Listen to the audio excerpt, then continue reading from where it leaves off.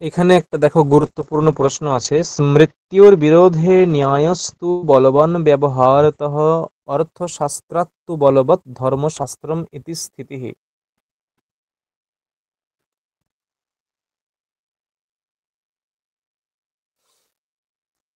বলছে স্মৃত্যুর বিরোধে,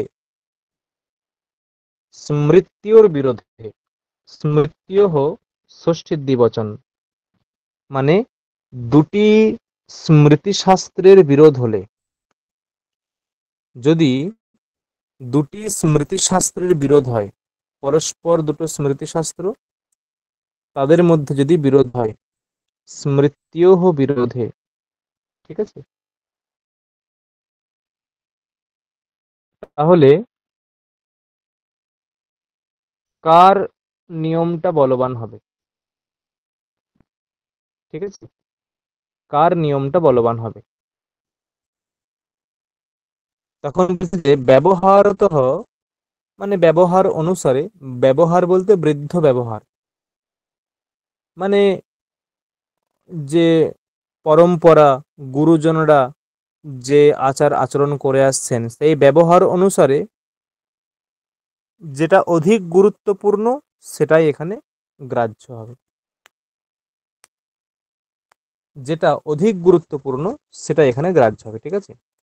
তাই বলছে স্মৃত্যুর বিরোধে ন্যায়স্তু বলবান ব্যবহারতঃ, স্মৃত্যুর বিরোধে ন্যায়স্তু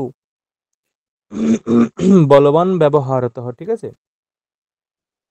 যে দুটি স্মৃতিশাস্ত্রের মধ্যে বিরোধ হলে সেখানে বলবান কে হবে? সেখানে বলবান হবে ন্যায়, ঠিক আছে, ন্যায় বলবান হবে। তাই বলছে স্মৃত্যুর বিরোধে ন্যায়স্তু বলবান, দুটি স্মৃতিশাস্ত্রের বিরোধ হলে ন্যায়টা হবে বলবান, ঠিক আছে। আর কি, এখন ধরো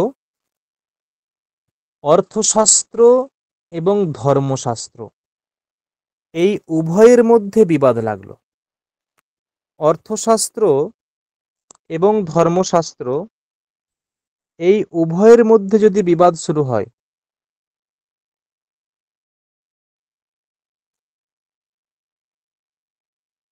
কি বললাম, যে অর্থশাস্ত্র এবং ধর্মশাস্ত্র এই উভয়ের মধ্যে যদি বিবাদ শুরু হয়, তখন কে জিতবে? অর্থশাস্ত্র এবং ধর্মশাস্ত্র এই উভয়ের মধ্যে যদি বিবাদ হয়, তখন কিন্তু অর্থশাস্ত্রাত্তু বলবৎ ধর্মশাস্ত্রম ইতি স্থিতিঃ, অর্থশাস্ত্রাত্তু বলবৎ, ঠিক আছে, মানে অর্থশাস্ত্র থেকে অধিক বলবান, অর্থশাস্ত্রাত্তু বলবৎ, অর্থশাস্ত্রাত্তু বলবৎ, ঠিক আছে, অর্থশাস্ত্র থেকে বলবান হয়, কোনটা হয়, ঠিক আছে,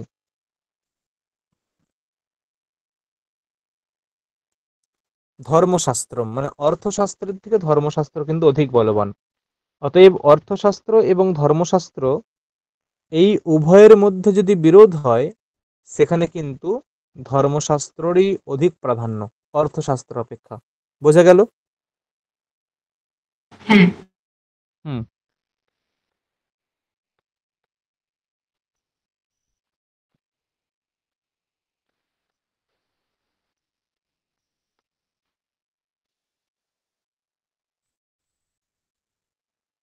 এরপরে দেখো ইম্পর্টেন্ট কিছু কোয়েশ্চেন আসছে। কিরকম প্রশ্ন? বলছে প্রমাণ কয় প্রকার? প্রমাণ কয় প্রকার? প্রমাণম, ঠিক আছে, প্রমাণম কয় প্রকার? উত্তর দিচ্ছে লিখিতম ভুক্তিঃ সাক্ষিণঃ, লিখিতম ভুক্তিঃ সাক্ষিণঃ প্রমাণম, প্রমাণম কতিবিধম, লিখিতম ভুক্তিঃ সাক্ষিণঃ, তিন প্রকার। প্রমাণ হচ্ছে তিন প্রকার। তাই বলছে প্রমাণম লিখিতম ভুক্তিঃ সাক্ষিণশ্চেতি কীর্তিতম, এষাম অন্যতমাভাবে দিব্যান্নি তমম উচ্যতে, দিব্য অন্যতমোত্তমম উচ্যতে। যদি এদের এই তিনটির মধ্যে কোনো একটি না থাকে, ধরো কোনো একটা বিষয়ে অভিযোগ করা হয়েছে, সেখানে সেই বিষয়টাকে প্রমাণ কর, সেই বিষয়টিকে পরিষ্কার করতে গেলে তো প্রমাণ লাগবে। আমি কারোর বিরুদ্ধে অভিযোগ করে দিলাম যে ইনি এই করেছেন, কারোর বিরুদ্ধে অভিযোগ করলাম যে ইনি আমাকে এক থাপ্পড় মেরেছেন, ঠিক আছে, কিন্তু এই যে বিষয়টা আমি থানায় গিয়ে অভিযোগ করলাম, থানা আমার অভিযোগ গ্রহণ করলো, বলল 3 দিন পরে আমরা,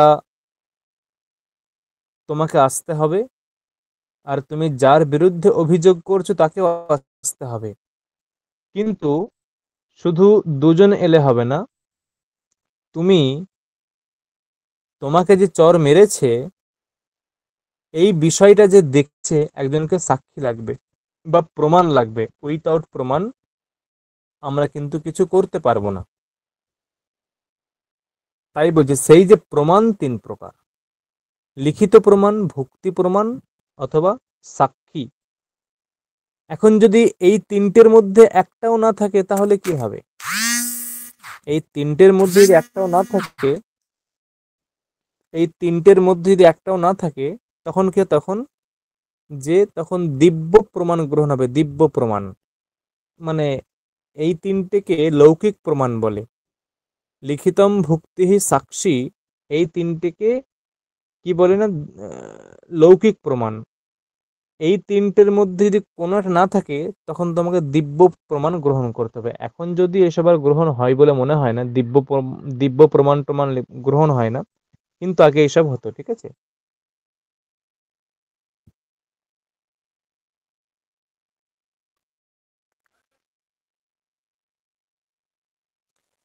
আচ্ছা, এই যে লিখিত, এগুলো হচ্ছে, এই যে লিখিতম, ভুক্তি, সাক্ষী, এগুলো হচ্ছে, এগুলো হলো মানুষম প্রমাণম। দেখো লেখা আছে যে মানুষম প্রমাণম, মানুষম প্রমাণম ত্রিবিধম, লিখিতম, ভুক্তি, সাক্ষী। মানুষম প্রমাণম ত্রিবিধম, লিখিতম, ভুক্তি, সাক্ষী, ঠিক আছে। আবার সেখানে লিখিতম প্রমাণম দ্বৈবিধম, লিখিত প্রমাণ আবার 2 প্রকার: শাসনম চিরকম চেতি, ঠিক আছে, শাসনম চিরকম চেতি। ভুক্তি উপভোগ সাক্ষিণ বক্ষ্যমান স্বরূপকার লিখিত সাক্ষিণম চ, আচ্ছা লাগবে না। তাহলে কি হলো, যে এই যে মানুষ প্রমাণ 3 প্রকার, মানুষ প্রমাণ 3 প্রকার, লিখিত, ভুক্তি, সাক্ষী। আর লিখিত প্রমাণ 2 প্রকার: শাসনম, চিরকম, ঠিক আছে, এগুলো একটু মাথায় রাখতে হবে।